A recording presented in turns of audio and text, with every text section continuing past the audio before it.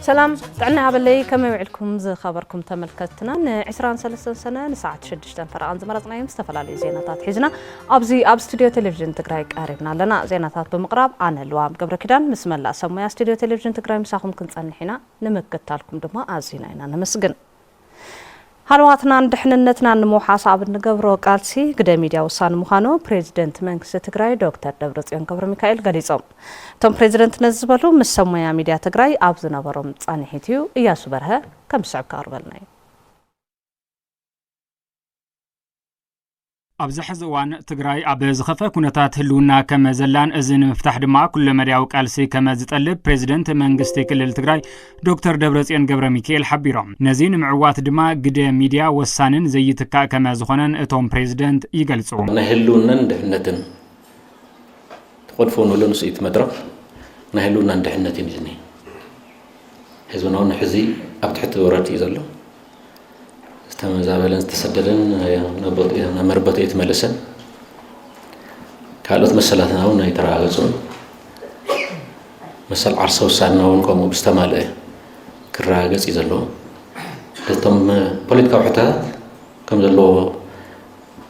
ኣብቲ መጀመርያ ድማ ብዝገደደ ማለት እዩ ሰው ጀኖሳይድን ተወሲኹ ኣብ ዝኸፈ ሁነታት ኢና ዘለና እዚ ያው መፍትሒ ቃልሲ እዩ وزقال سرما خير حزبي يزوسن ابزي زناي ميديا كوميونيكيشن زمص مالتي ميديا كوميونيكيشن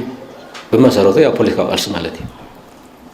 ፕሬዝደንት ዶክተር ደብረጽዮን ገብረ ሚካኤል ኣብ ህልው ኩነታት ትግራይ አመልኪቶም መሰሞያ ሚድያ ትግራይ ኣብ ዝነበሮም ጻንሒት ኣብዚ ዘለናሉ ዓለም ሓይሊ ሚድያ ልዑል ምዃኑ ብምርዳእ ሚድያታት ትግራይ መሰረታዊ ሕቶታት ህዝቢ ትግራይ ኣብ ምቅላሕን ሓሳብ ኣብ ምስራጽን ሰዓርቲ ክኾና ይግባእ ይብሉ أنا حزون بحقتاتنا نسعر حق حزون مسجي أذل مستتوسعي أذل مستتدافعي أذل مستتجفجف بجنوسايد أذل مستفتح زدلي فتحوا أرسيتنا حسينا يكونكم تمسون فترة وضعوا زي اللي نبى نمد نجار ماله نمزرع نمد الثانية أو نصير يكون مويا توصيل زل هي ما تحكي نقربت حدش فترة يلينا الحكتات ناوزانا كلمة تهزبنا نكب مجرى شوية أو كنسعر لا لو نخبر ألا ما أوصي يخوي هالي حلافي بيرو قديات كوميونيكيشن تግራይ ዶክተር አብርሃም ሓጎስ ብግዲዮም ጸላት ህዝብ ትግራይ ምስሊ ትግራይ ኣብ ምጽላም ወፊሮም ከመ ዘለውን ነዚ ንምምካት ከመ ሚድያ ክንቃሎሶን ሕቶን ድልየትን ህዝብ ትግራይ መሰረት ጌርና ክንሰርሕ ይግባእ ኢሎም ኣብ ትግራይ ጠንካራ ቁመና ዘሎ ሚድያ ክህሉ ከም ቢሮ ዓሊሞም ይሰርሑ ከም ዘለው ድማ ዶክተር አብርሃም ይገልጹ ህዝብ ትግራይ ናይ ህልውና ሓደጋ ገጢምዎ ኣሎ ካብዚ ናይ ህልውና ሓደጋ እዚ ክወጽእ አንድሕር ኮይኑ ቃልሱ ክሕይል ከጓሃህር ኣብ ደጀን ያሃለው ግንባር ያሃለው ወጻእ ያሃለው ኩሉን እና ይወዓሉ ተራን ኮንትሪቢዩሽንን ካዕርፍ ክኽእል ኣለዎ ዝብል ተሓሳብ ተገይሩ ናብ ስራሕቲ ኣትየሎ ማለት እዩ ስለዚ ዙይ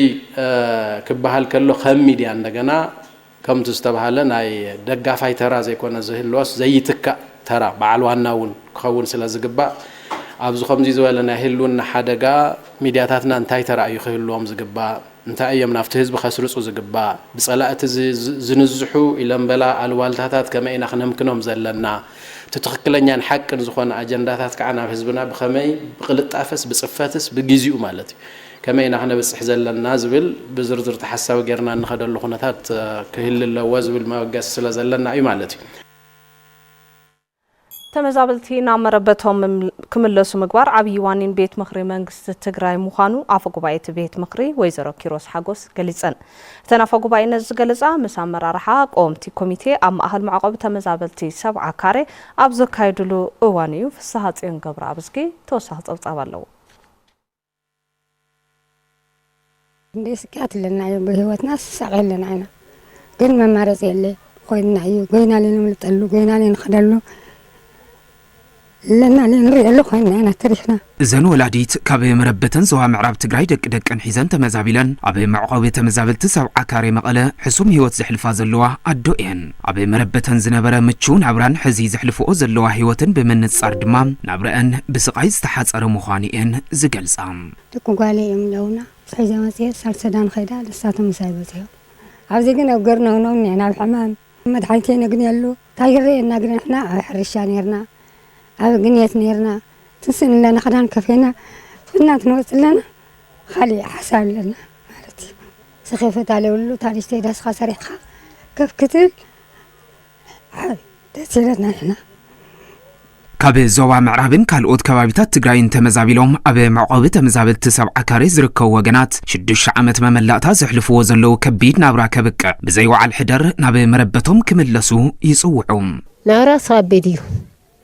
صحازان تسعنا يجني نهرة أتري مسوكنا صالح ديتني أخبي تمريت ما يفلحي ما مارس السنين بي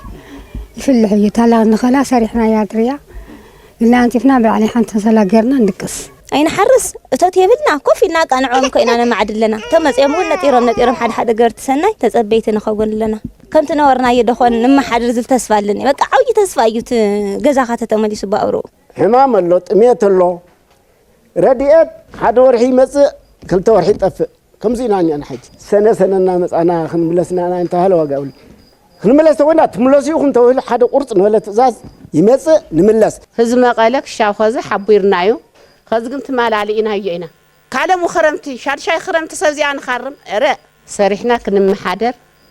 عدنا أين ندلي أفقوائن مكتل أفقوائن سركبوه أمرارحة قومت كوميتي بيت مخرم انقصة تقراي أبي مأخل معقوبة تمزابل تسع عكاري مقالة أبي زركبو وقنات عودات زكايد خوينهم تعودات تمزابلتن عمربتهم كساب زملسو زلو ومس أقامات رديقة قزعو مفتحن مقامات زعلم مخانو أفقوائت بيت مخري ويزارو كيروس حاقوس قاليسان ناتهم دمت خوينا نايز وكيلاتهم سلازخونا تناور أمرنا يا زين مت حز خرمتي أطلو ما يلو عاد تقرد كندا أمزلو أرجيت كندا أمزلو كما يخوني هاللور إنا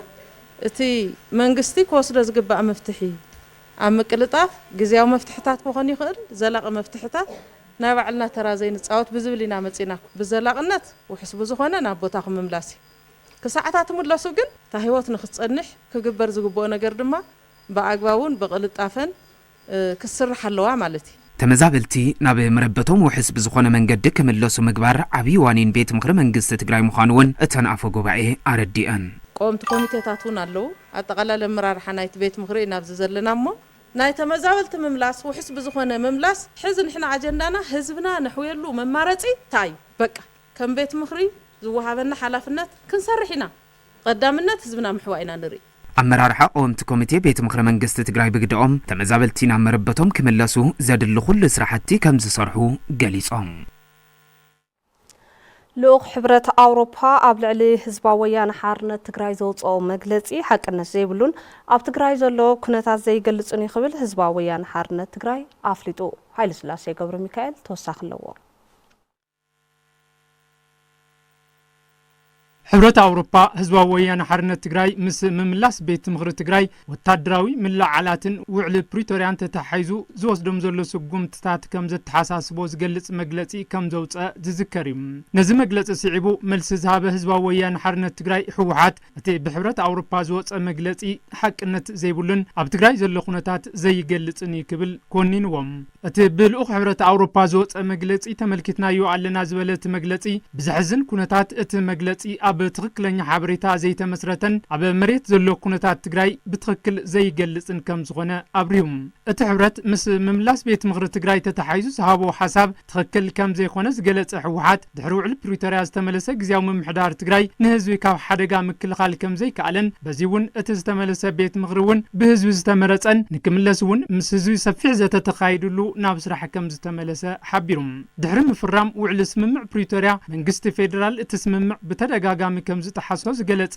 መግለጽ ሕወሓት ብዘንክዚ ድማ ሰላሕታው ጽንተት ህዝቢ ትግራይ ከምዝ ቀጸለ ሓቢሩም ብፍላይ ተመዛበልቲ ዘይምምላሶም ዝጸንት ዘሎ ህዝብን ንነዊሕ ግዜ ዝቀጸለ እገዳ ነዳድን ሸቐጣትን ኣብ ህዝቢ ዓብይ ጉድኣት ፈጢሩ እዩ ዝበለ መግለጽ ሕወሓት ብመንግስቲ ፌደራል ኣብ ዙርያ ትግራይ ዝግበሩ ዘለው ሰፋሕቲ ወታደራዊ ምንቅስቃሳትን ተደጋጋሚ መጥቃዕቲ ድሮናትን ስለያታትን መንግስቲ ፌደራል ኮነይሉ ውጥረት ክነግስን ሓድሽ ግጭት ክፍጠርን ሰሪሑን ይሰርሕ ከም ዘሎን ይኸስስ እዞም ብመንግስቲ ፌደራል ዝፍጸሙ ዘለው ዓበይቲ ጥሕሰታትን ተግባራትን ኣብ ፈጻጽማ ስምምዕ ፕሪቶሪያ ዓብይ ጉድኣት እናውጽሑ እናሃለው ተግባራት መንግስቲ ፌደራል ከይኮነነ ስቂሉ ዝተመልከተ ልኡኽ ሕብረት አውሮፓ ሕዚ ኣብ ልዕሊ ሕወሓት ዝወፀ መግለጺ አግባብነት ዘይብሉ ከም ዝኾነ ቆኒኑ ህዝቢ ትግራይ አንጻር ህልውንኡ ዝመጹ ሓደጋታት ንኽከላኸል መሰላለዎ ዝበለ መግለጺ ሕወሓት በዚውን ህልውና ድሕንነትን ሰላምን ህዝቢ ንምርጋጽ ሕጋውን ሞራላውን መሰረት ዝገበረ ስራሕ ከም ዝስራሕ አብሪዮም ዘላቀ ሰላምን ፍትሕን ክመጽእ እንኮ መንገዲ ልዝብ ምዃኑ አሚና ንማሕበረሰብ ዓለም በተደጋጋሚ ጸውዕና ኢና ዝበለት መግለጺ ሕዚውን ሰላም ስትራቴጂካዊ ሕርያ ዝገበረ ረብሓታት ህዝቢ ትግራይ ንምርጋጽ ከም ዝስራሕ አብሪዮም ብምዃኑውን ንልኡኽ ሕብረት አውሮፓን ካልኦት ዓለም ለኸ መሻርክትን ጽልኦም ተጠቂሞም መንግስት ፌደራል ኣብ ትግራይ ዝገብሮም ዘሎ ጽሕተራታት ጠጠው ከብልን ረብሓታት ህዝቢ ትግራይ ክረጋገጽን ሓጋዛይ ክኸውን መግለጽ ህዝባዊ ወያነ ሓርነት ትግራይ ሕወሓት ጸዊዑም ቤት ማዘጋጃ ከተማ መቐለ ኣብ ዝቕጽሉ 4 ኣዋርሕ ልዕሊ 1.2 ቢልዮን ብር እቶት ንምእካብ ከም ዝተለመ ኣፍሊጡ መንግስታዊ ግልጋሎት ንኽቕጽል ውሽጣዊ እቶት ምድንፋዕ ወሳኒ ብምዃኑ ትኹረት ጌርካ ከም ዝስራሕ ምምሕዳር ከተማ መቐለ ሓቢሩ ኤፍሬም ረዳይ ዝርዝር ሒዘልና ኣሎ ቤት መዘጋጃ ከተማ መቐለ ክረምታዊ እቶት ንምእካብ ከም ዝተዳለወ ገሊጹ መንግስታዊ ግልጋሎት ንክቕጽል ውሽጣዊ እቶት ምድንፋዕ ወሳኒ ብምዃኑ ትኹረት ጌርካ ከም ዝስራሕ ምክትል ከንቲባ ከተማ መቐለ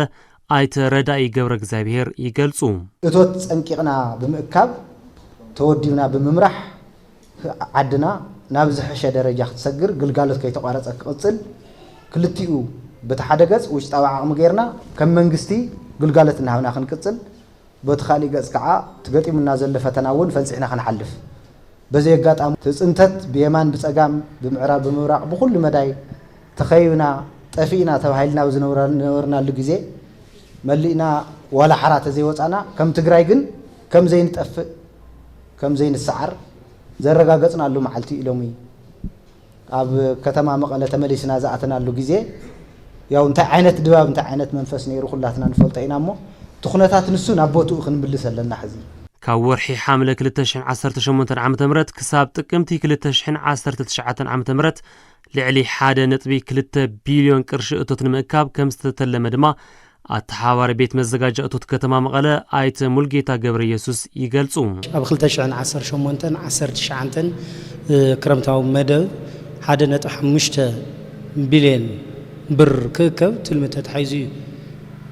እዚ ማለት ታይ ማለት እዩ ካብ ንግዲ ካብ ካልኦት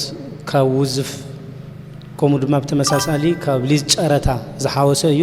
ኣብ 2018 ዓመተ ምህረት ክእከብ ካብ ዝግብኦ ልዕሊ 5 ቢልዮን ቅርሺ ዝዛጊድ ልዕሊ 4 ቢልዮን ቅርሺ ኣታው ከም ዝኾነውን ኣይተ ሙልጌታ ገብረ ኢየሱስ ይሕብሩ ኣብ 2018 ትልምና ብክልል ዝተዋሃበና 5 ቢልዮን እዩ ሕዚ በጽሕና ዘለና 4.1 ቢልዮን ከባቢ በጽሕና ኣለና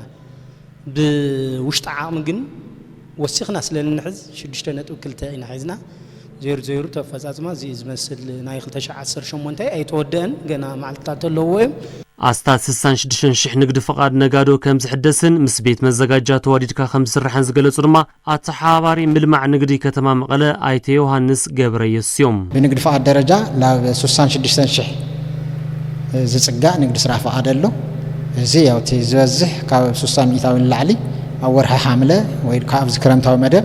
ክንሕድሶ ኢልና ዝሃዝናዮ ማለት እዩ ኣካየድ ስራሕ ቤት መዘጋጃ ከተማ መቐለ ኣይተ ወርስ ገብረ ጻድቃን ብወገኖም ስሉጥ ግልጋሎት እቶት ንምእካብ ምስ ክልተ ባንክታትን ሓደ ማይክሮ ፋይናንስን ውዕል ከም ዝኣሰሩ የረድኡ ኣታዊ ቤት መዘጋጃ ከዕብዩ ዝኽእሉ ቴክኖሎጂታት ሶፍትዌር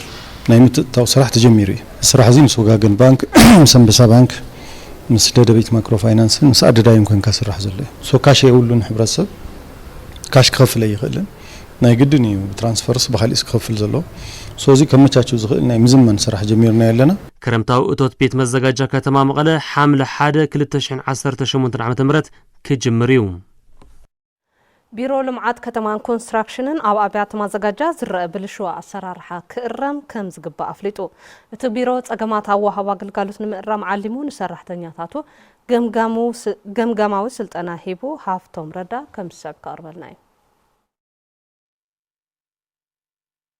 ቢሮ ልምዓት ከተማን ኮንስትራክሽንን ኣብ ኣዋሃባ አገልግሎት ዝረአዩ ጸገማት ብምእራም ንሕብረተሰብ ስሉጥን ጽፉፍን አገልግሎት ንውሃብ ዓሊሙ ንሰራሕተኛታቱ ገምጋማዊ ስልጠና ሂቡ ሓላፊ እቲ ቢሮ ኣይተ ዓለም ገብረዋህድ ኣዋጅን ደንብን መሰረት ብምግባር በብብርኩ ዝርከቡ ኣመራርሓ መሪሕነቶም ብዝግባእ ክዕርፉ ኣተሓሳሲቦም በቲ ዝወፀ ኣዋጅን ተልእኾን ዕማምን መሰረት ከዓ ዘፍጽመ ወዳድባታት ይህሉ ተወዳድባታት ዝንቀሳቀሰሉ ኣሰራርሓታትን ሕግታትን ከዓ ይህሉ እንድሕር ዳ ናይ ልምዓት ከተማን ኮንስትራክሽንን ዋና ዋና ዕማማትን ተልእኾታትን መበገስ ጌርካ ምርኣይ ክንኸይድ እንተኾይና ዜርና ንማያጥ ዘለና ምኽታም እዩ እዚ እንድሕር ኮይኑ ምኽታም ክምራሕ ኣለዎ ማለት እዩ እንድሕርቲ ምኽታም ብደንብ ተመሪሑ እቲ ልምዓት ናይ ከተማን ኢንዱስትሪያላይዜሽን እናተጠናኸረ ስለዚ ህዝቢ ትግራይ ኣብ ከተማ ዝነብር ዘማዕበለ ህዝቢ ናይ ምግባር ተስፋ ሒዝና ኢና ተስፋ ሰኒቕና ኢና ክንሪኦ እቲ ነገር ማለት እዩ ከተማታት ብፕላን ክምርሓ ግድን ከም ዝኾነ ዝጠቐሱ እቶም ሓላፊ ኣብ ኣብያተ መዘጋጃ ዝረአ ብልሹ ኣሰራርሓ ብኣጋ ክእረም ይግባእ ኢሎም መዘጋጃ ቤታት ዝህቦ ዘሎ ኣገልግሎት ሙሉእ ብሙሉእ ክበሃል ይከኣል እዩ ኣብ ጉቦ እዩ ተመስሪቱ ካፍቲ ተራ ዘትሕዝ ተራ መትሕዚ ሰብ ወይ ወርድያ ጀምቢርካ መዝገብ ቤታ ከም ኣይላ ኸይዳ ካሊእ በዓል ሞያ ኣመራርሓ ዝተኣሳሰረ ናይ ጉቦ ሰንሰለት ኣትዩ እዩ ዝኸይድ ዘሎ እቲ ገለገሊ እውን ኔትወርክ ድዩ መረበባዊ እዩ ኣብ ታሕቲ ዘሎ መሃንዲስ ናይ ምሕደራ መሬትን ካዳስተርን ናይቲ መዘጋጃ ቤት ሰብ ብደገ ዝኔው ደላሎ ተኣሳሲሮም ዘካይድዎ ዝተወደበ ናይ ግዕዚና ናይ ጉቦን ምንቅስቃስ እውን እዩ ስለዚ እዚ ተሸኪምና ክንከደ ይንኽእልን ተሳተፍቲ ኣብ ዝሃቦ ርእይቶ ተግባራት ግዕዚና ብምጽያፍ ሕብረተሰብ ዘይዓገበሎም ጸገማት ንምእራም ጻዕሪ ከም ዝገብሩ ተዛሪቦም ኣብ ናይ ግልጋሎት ወሃባ እንተስ ብማዘጋጃ ድዩ ኣብ ቢሮ መጺኡ ተገልጋሊና ነበረ ጸገማት ሙሉእላ ነበረ ካብኡ ነፃ ኮይኑ ለሐሸ ሰራርሓ ካብ ጉዕዚ ሰራርሓ ወይ ድማ ናይ ጎደለታት ዝነበረ ጸገማት ንምፍታሕ ልብል እሱ ድማ ክንፈትሕና ኢና ንሓስብ ማለት እዩ ሓደ ነገር እንተሂብካ ጥራሕካ ግልጋሎትካ ትረክብ ስለዚ ነዚ ንምቕራፍ እቲ መድረክ ስለዚ ኣምሪርና ኣብዞም ናይ ፀረ ግዕዚና ቃልሲ ክንሰርሕ ክንቃለሶ ምዃንና ጽቡቕ መድረክ ምንቕናቕ እውን ፈጢርና እዩ ማለት እዩ ኣብ ቢሮ ልምዓት ከተማን ኮንስትራክሽንን ዳይሬክቶሬት ሓምለዋይ ልምዓትን ጽባቐን ከተማታት ኣይተ ኣዳነ ገብረጻድቕ ዝረአዩ መሓንቆታት ብምቕራፍ ጽሩያት ከተማታት ንምፍጣር ዝተዋደደ ጻዕሪ ይግበር ምህላው ኣረዲኦም ሕብረተሰብ ኣስሪጽካ እቲ ከተማ ጽሩይ ናይ ምፍጣር ጽሩይ ከባቢ ማለት ነቲ ሕብረተሰብ ክንደየናይ ረብሓ ዘለዎ ምዃኑ ናይ ግንዛብ ምዕባይ ስራሕቲ ስለ ዘለዎ ምስ ኢኮኖሚያዊ ረብሓ ምስ ናይ ኢንቨስትመንት ሰሓብነት ናይ ቱሪዝም ማእኸል ናይ ምዃን ናይ ባዕሉ ዝተዋፅኦ ስለ ዘለዎቲ ናይ ሓምለዋይ ልምዓት መሰረተ ገይሩ ዝኽረምቲ እዚ 1.5 ሚልዮን ዝኣክል ፈልሲ ክንተክል ናይ ቅድመ ምድላው ሰመራርሓ ምርዳእ ገይርና ኣለና መሰረተ ገይሩ እውን ትልሚ ተዳልዩ ናብ ከተማታት ወሪዱ ኣሎ ጸገማት ሰናይ ምምሕዳር ብምንጻር ማሕበረሰብ ዝሐሸ ግልጋሎት ንኽረክብ ኣብ ዝግበር ቃልሲ እጃሞም ከም ዘበርክቱ ነበርቲ ከተማ ሽረ እንዳስላሰ ገሊጾም እዚ ዝተገለጸ ቤት ማዘጋጃን ካልኦት ወሃብቲ ግልጋሎትን እታ ከተማ ዝፍጽም ዘሎ ሙስና ንምቅላስ ዘተ ኣብ ዘካየድሉ መድረኽ እዩ ንጸብጻብ መለስ ኣባዲ ገብረ መስቀል ኪሮስ ወከልቲ ነበርቲ ከተማ ሽረ እንዳስላሴ ኣመራርሓ ጣብያታት ሓፋሽ ማሕበራት ኣባላትን ኣመራርሓን ቤት ምኽርን ሰራሕተኛታት ቤት ማዘጋጃታ ከተማን ዝተሳተፍሉ ግዕዚና ብምቅላስ ሕጋውን ፍትሓውን ኣገልግሎት ንህዝቢ ነረጋግጽ ብዝብል መርሒ ሓሳብ ኣብ ዝተሳለጠ መድረኽ ትልሚ ክልተ ኣዋርሕ ቤት ማዘጋጃታ ከተማ ቀሪቡ ምስ ዕማማት ቤት ማዘጋጃታ ከተማ ተኣሳሲሩ ኣብ መሬት ዘለው ሕልኽላኻት ጽሬትን ጽባቐን ኣተኣላለያ ጉሓፍ ኣገልግሎት ንምሃብ ብላዕ ምሕታትን ምቕባልን ዝኣመሰሉ ማሕበረሰብ ዘማርሩ ተግባራት ብህጹጽ ክፍትሑ ከም ዘሎም ተሳተፍቲ መድረኽ ይዛረቡ بسرعة كان ملكة الأكل الذي كان في الكاس أجمعها نحسب بسكر خليني حتى انتهينا لك محمد أحمد مرد تتواعد لها جزاوي أو قامت أملك تنقل يبقى إلى فرحة يبقى ما تتندب أي يبقى حدد أنت مصرح له زي ما حدد الحساب وداس غمدت ودوس غمدت نال حرب نال تصر النوازل كان يجبوه مدرسة نودي كرام تكرر كرر تحسين الذي أوصل لك حسب مطمئن بدربي سوانا مشروع خطوة كم حيش مكاسات عين كله جدني قبل الموالد نجعزينا بترك الكالس كنزلنا أبز تلمي ريال التعزيمنا له أبز يخدم مناسب بسأجماتن نزل سأجم زيك فتح زخل أكاديم جن عريو زرزريلو زقربة أي مسألة حلاف بيت مزاجاتا كتما أيتا تخلوين توماس أو هوا أقلقلوت بمحياش أبا سوسا معالتي نخسر حتة اللي ممزلو نايلم عت مدبات نمعوات مثل نباري تحابير كان مسرح مدلو تغير يبلو أو هوا أقلقلوتنا بتحزز اللي يفلتات أبا سكافي كلتات أبا سكافي درجة إنانينا أيوه زي زخوان سب جنيك قورو أيضا زخوان سب كتولريت قورو أيضا لمنتهي مالك زخوان مدرسة وياس أو هو قلقلت نبيت مزاجا صبغ يكون انتلنا بقى وش لاينا مفتش الباب عليه كنتيبا كتما شرندا سلاسي أيتا قورو مدن يوهانس بيت مزاجا حويسو أبا كلن محورسب زقلقللن أبيات صحفات زسرحو سرحتنياتات هزباونت بمقدام كابا بلع نسا كوينم قبو أقلقلوت نكهبو استوادرو سرحاتي كعمم يوم يلوم أم حسير لو تنا نزول الزمان مقريت وانا قلقالوت لهزبنا زي ألما تابعزينا بلشو الصراحة تخاليسا أبسنا لو تنا نزالما هزبنا يأكل مالجا نتخمان سرحة زمنا مسرة المعان من اللي تفايت فورك تقلقالوتنا نيها بقبو زي تحاول سلط زي كونه قلقاليو المدار فتاتو متعمبهم المدار زلوت كنا زينا عاوزي زلوا معيدة طعم قليل نسوت النصر هني الناقل كمين تمام ህዝቢ ንዘልዕሎም ሕቶታት ልምዓትን ሰናይ ምምሕዳርን ትኹረት ተዋሂብዎም ምላሽ ንኽረኽቡ መስርሕ ተሓታትነት ተኸቲልና ክንቃልስ ኢና ኢሎም ኣፈ ጉባኤታትን ኣከብቲ ቆምቲ ኮሚታታትን ጣብያታት ወረዳ ሓውዜን እቶም ኣካላት ነዚ ዝበሉ ኣፈጻጽማ መደባት 2018 ትልሚ መደባት 2019 ኣብያተ ምኽርን ቆምቲ ኮሚቴታትን ጣብያታት እታ ወረዳ ንምግምጋም መድረኽ ኣብ ዘካየድሉ እዋን እዩ ጣብያታት ኣብያተ ምኽሪ ህዝቢ ንዘልዕሎም ሕቶታት ልምዓትን ጠንቂ ሰናይ ምምሕዳርን እናተኸታተልካ ኣብ ምፍጻም ፈጸምቲ ኣካላት ንሕጊ ጥራሕ ተገዛእቲ ኮይኖም ክሰርሑ ምግባር ሃፍቲ ህዝብን መንግስትን ከይባኽን ኣብ ምቁፅጻር ገና ክንድቲ ዝድለ ከም ዘይተሰርሐሉን ብዙሕ ከም ዝተርፍን ኣፈ ጉባኤ ቤት ምኽሪ ወረዳ ሓውዜን ኣይተ ኣብርሃ ብርሃነ ኣብ ዘቕርብዎ ጸብጻብ ኣመላኺቶም ኣብያተ ምኽሪ ጣብያታት ዝተዋሃበን ህዝባዊ ልኡኽቶም ምፍጻም ኣጠናኺረን ክሰርሓ ከም ዝግባእ ዝሓበሩ ኣፈ ጉባኤ ቤት ምኽሪ ወረዳ ሓውዜን ኣይተ ኣብርሃ ብርሃነ ኩሎም መደባት መንግስቲ ሕግን ስርዓትን መሰረት ብምግባር ይፍጸሙ ምህላዎም ክከታተሉን ሃፍቲ ህዝብን መንግስትን ብዘይ ኣገባብ ከይባኽን መስርሕ ተሓታትነት ዘርጊሖም ቁፅጥር ንኽገብሩ ኣገንዚቦም እቶም ኣባላት ኣብያተ ምኽሪ ህዝቢ ንዘልዕሎም ሕቶታት ልምዓትን ሰናይ ምምሕዳርን ግቡእ ምላሽ ንክረኽቡን ኣብ ጸጥታ ውራ መሬት ዕደላ መጠሻን ኣብ ኣወሃባ ግልጋሎትን ዝረአዩ ኪራይ ኣካብነት ንምድራቕ ከም ዝሰርሑ ኣረጋጊጾም ክብል ጉዳያት ኮሙኒኬሽን ወረዳ ሓውዜን ሓቢሩ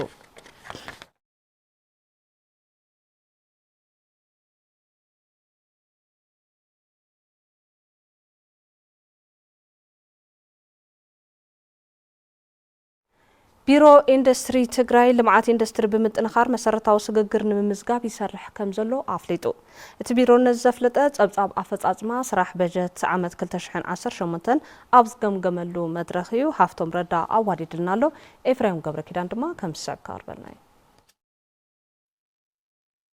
ቢሮ ኢንዱስትሪ ትግራይ ጸብጻብ ኣፈጻጽማ በጀት ዓመት 2018 ብምግምጋም ቀጻለ ኣንፈት ስራሕ ንምቕማጥ ዝዓለመ መድረኽ ኣሳሊጡ እቲ መድረኽ ኣብ ምንቕናቕ ትካላት ኢንዱስትሪ ዝረኣዩ ጸገማት ብምንጻር ኣብ ቀጻሊ ዝሓሸ ስራሕ ንምውጋን ሓጋዛይ ከም ዝኾነ ድማ ምክትል ሓላፊ እቲ ቢሮ ኣይተ መሓር ገብረ ሚካኤል ገሊጾም ኩናት ዝፈጠሮ ቁጠባዊ ዘይምርግጋዕ ኣብ መፍረይቲ ትካላት ዓብዪ ጉድኣት በፂሑ ዝበሉ ኣይተ መሓሪ እዚአን ናብ ንቡር ዝምለሳሉ ኩነታት ንምፍጣር ድማ ሰፊሕ ምንቅስቓስ ይግበር ከም ዘሎ ኣረዲኦም ጦርነት ምክንያት ብርክዝ ዝበሉ ኢንዱስትሪታት ካብ ስራሕ ወፃኢ ኮይኖም እዮም ክልልና ካውንስል ማኒፋክቸሪንግ ኢንዱስትሪ ዝበሃል ብፕሬዚደንት ዝምራሕ ኣሎ ናይ ማኒፋክቸሪንግ ኢንዱስትሪ ኣጠቃላሊ ስራሕቲ ድማ ብመዳርክቲ ኣካላት ዝፍጸሙ እዮም መስርሕ ቦታ እንተይልና ምስ ቢሮ መሬት ዝውዳእ ምስ ቤት ማዘጋጃ ዝውድኦም ልቃሕተይልና ምስ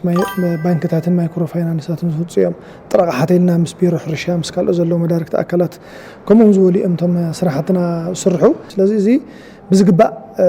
ተጠናኺሩ ክወፅእ ናብ ምግባር ክስርሐሉ ኣለዎ ዝብልቲ ባጽኖት ንሪኦ ዘለና ተሳተፍቲ እቲ መድረኽ ከም ዝበልዎ ኣብ ትካላት ኢንዱስትሪ ዝረኣዩ ጸገማት ንምቅላል ጻዕሪ ከም ዝገብሩ ተዛሪቦም ዓብዪ መሓንቅ ኮይኑ ኢንዱስትሪ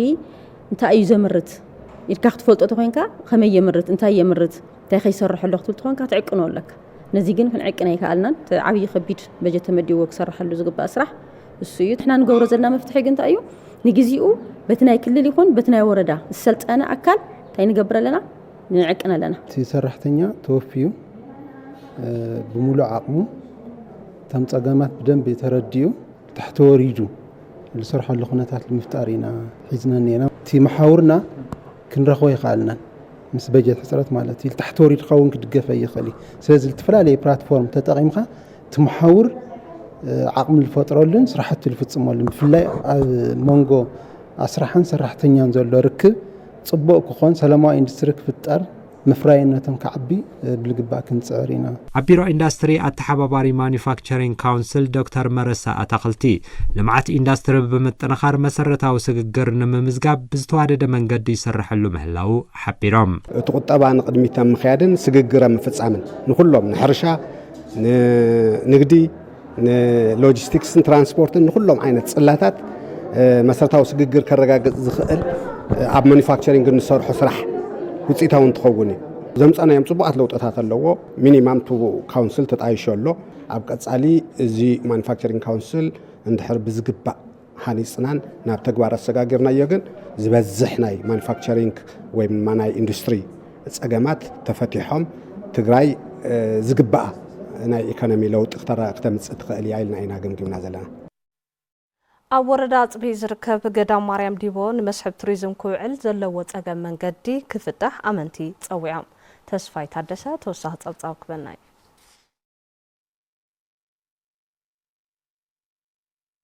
ኣብ ወረዳ ጽቢ ጣብያ ቃል ኣመን ዝርከብ ገዳም ማርያም ዲቦ ንርከብ ካብ ሻርሻይ ክፍለ ዘመን ጀሚሩ መንፈሳዊ ኣገልግሎት እናሃበ ዝርከብ ዝገዳም ኣብ ውሽጡ ብዙሓት ጸጋታት ቱሪዝም ዝሓዘ ገዳም ምዃኑ ሊቃውንቲ እዚ ቤተ ክርስቲያን ይገልጹ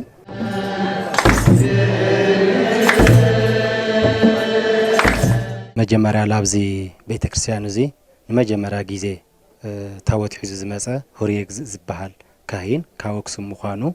እዚ እውን ኣብ ግዜ ዘመነ ንግስና ሃፀይ ገብረ መስቀል ኣብ ሻርሻይ ክፍለ ዘመን ከም ዝኾነ ኣብዛ ሕዚ ድርሳነ ጽዮን ኢሎም ላላለየ ኹነወርኩም ኣባቴ መጽሓፍ ኣብ መጨረሻ ተጠቒሳ ትርከብ ማለት እዩ ስለዚ ኣሽዑ ታወት ናብዚ ዓዲ መፅኡ ቤተ ክርስቲያን ደረጃ ተቋቁሞ ማለት እዩ ዝተፈላለዩ ዓይነት ንዋየ ቅድሳት ዓበይቲ ንዋየ ቅድሳት ነገስታት ዝገበሩሎም ሓደጋ ከም ዝበፅሖም እውን ብታሪክ ታይሽምትን ይንገረሉ እዩ እቲ ንዋየ ቅድሳት ግን ከምቲ ትሪእዎ ዘለኹም ለውዳሴ ኣምላክ መጽሓፈ ቅዳሴ ብብራና ከምኡ እውን ስንክሳር ወንጌል 4 ወንጌላውያን ታይሽምትን እውን ኣሎ ድርሳነ ጽዮን እውን ኣሎ ያው ቶም መሳቅል እዚኦም እንደገና ደግሞ ናይ ተኣምርና ናይ ኣቦታት መነኮሳት ዝጥቀሙሎም ዝነበሩ ናይ ጥንቲ መሳቅል እዮም ማለት እዩ ገዳም ማርያም ዲቦ ንመስሕብ ቱሪዝም ክውዕል ዘለዎ ጸገም መንገዲ ክፍታሕ ኣመንቲ ጸዊዖም ገዳም ዚስ ብዙሕ ልበሉ ነገራት ነይርዎ እዩ ግን ኣይተፋለጠቲ ቱሪስት ይኹን ሓደ ነገራት በቃ ከምዚ መጽኦም ትልክ ገብሩስ ካልቲ የተገበረላይ ቤተክርስቲያኑ ዘይኾነስ ናይቱ ቦታ ምስልውን ክትሪኦ ተለኻ ንቱሪዝም መስሕብ ክኾን ዝግብኦ እዩ ተፈጥሮ አቀማምጡ ክትኣቱና ብዘሎት ኩሉ ገዳም ተተኽሉታቱ ምናምን ምሸሎ ንሱስ ክግብነ ዝግብኦ እዩ ናይ ተወለድቲ ስራሕ ከዓ ክንዲ ናይ መንግስቲ ስለለ ይኸውን ኣብ መንገዲ መንግስቲ ትኩረት ትገብረሉ እንደሊ ኣተሓባሪ ከይዲ ስራሕ ባህልን ቱሪዝምን ወረዳ ጽቢ ኣይተ ብርሃነ ትኩወት ብግዲኦም ቅርስታት እቲ ወረዳ ምልላይ ከም ዝስራሕ ይረድኡ ዲዮ ጉልህ ለብሎ ፈሳውነቱ ጽኢሉ ትናይ ኢኮ ቱሪዝም ስራሕትና ምቹ ይገብሮ ማለት ኣብዚ ወረዳ እዚ ከባቢ 28 ይውቅር ኣብያተ ክርስቲያን ኣለዎ ማለት እዚኦም ንበጻሕቲ ዓድን ንበጻሕቲ ደገን ንምልላይ ከም ወረዳ ታይና ንሰርሕ ኣለና ምስሊ ተፈላለዩ ሚድያታት መድረክቲ ኣካላት ክላለዩ ክፋለጡ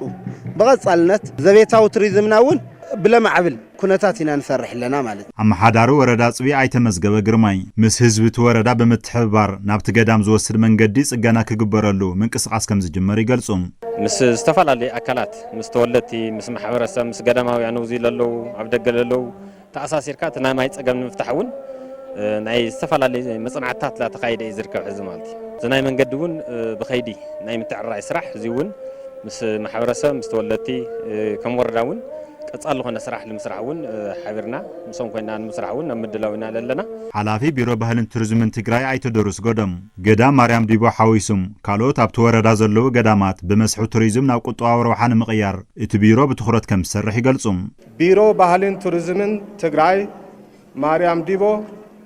መስሕብ ቱሪዝም ንምግባርን ኣብዚ ዝርከቡ ሃፍተ ገነት ንማሕበረሰብ ዓለም ብምልላይ ናብ ቁጠባዊ ረብሓ ንምቕያር ምስ ወረዳ ኣጽቢ ምስ ኦርቶዶክስ ቤተክርስቲያን መንበረ ሰላማ ምስ ካልኦት ዝምልከቶም ኣካላት ብምትሕባር ትኹረት ብምሃብ ክሰርሕ እዩ ካብ ከተማ ጽቢ እንዳስላሴ ንኣንፈት ምብራቕ ኣስታት 12 ኪሎ ሜትሮ ርሒቑም ኣብ ጣብያ ቃልኣም ዝርከብ እቲ ገዳም በብዓመቱ ሰነ 21 ብዝተፈላለዩ ሃይማኖታውን ባህላውን ምድላዋት ከም ዝኽበር ድማ ንምፍላጥ ተኻኢሉ የቕኒልና ተኸስተን ሰዓት ዝሓረናዮም ዜናታቱን ኣብ ተዛዚምና ስለትምክታልኩም ኣዚና ኢና ነመስግን ብሩኽ መዓልቲ